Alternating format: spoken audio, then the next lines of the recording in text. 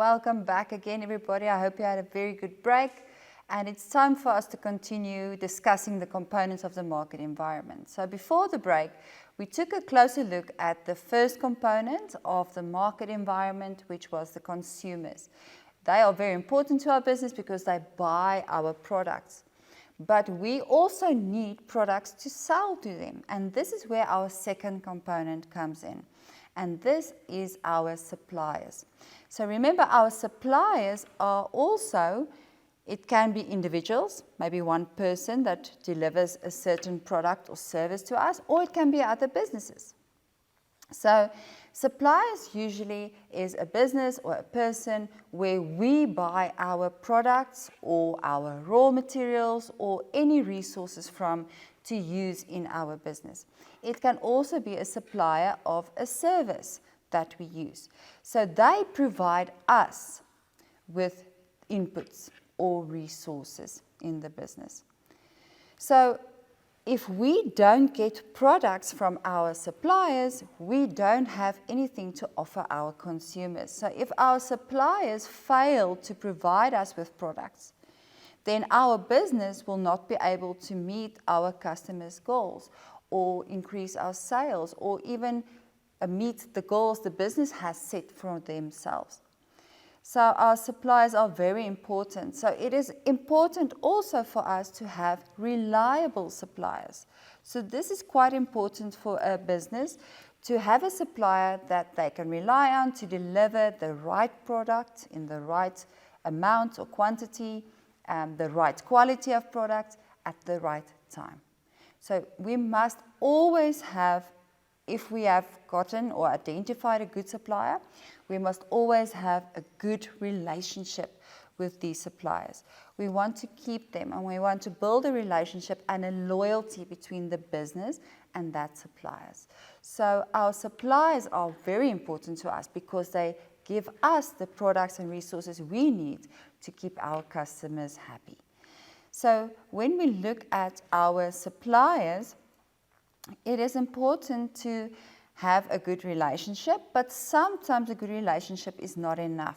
So what you can do is you can sign a fixed term contract with your suppliers where they say that you will only have to pay a certain price for a specific term. So it's fixed for that term. Another way is you can maybe try to negotiate prices. So the thing with the suppliers is we want to have a supplier that provides us with quality products, but we don't want to want to pay too much for it. We want to save money. And this is where these techniques can come in, to sign a contract or to negotiate prices. So that's it for our suppliers, where we buy our goods, and that is our second component of the market environment. Our last component for this lesson then is our intermediaries. All right, so the intermediaries, if you can look at this little notice on the right-hand side, can also be seen as the middleman of the business. So if I can draw you here, a little producer, he produced a product and he wants to sell it here to the consumer on the right-hand side. Our intermediary will help us to do that. So he is the person in the middle that will help us to sell the product to the consumer. So if we look at the definition of intermediary, we will see also again, it can be an individual like an agent or a representative of your business, or it can be a business like a grocer or a wholesaler that helps to distribute and sell your products or services. Right, so they bridge the gap between the producers and the consumers. So what's nice about an intermediary, it will help you as a producer to market, distribute your product, and also deal with consumers or customers that is not happy with your product or with any of the services that was delivered to them. So they help the producers a lot in terms of distributing and selling the product. So here are a few examples of intermediaries, that businesses can use. Our first is our wholesalers, then we have retailers, agents. Now, wholesalers and retailers are shops where you can go and buy either in bulk or in small quantities. Agents or brokers are normally individuals who help the business to get other businesses to sell or stock their product, or even to represent the product directly to the customers.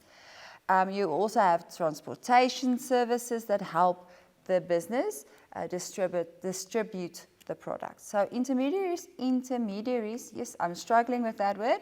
Intermediaries is any business that helps to distribute or sell the product.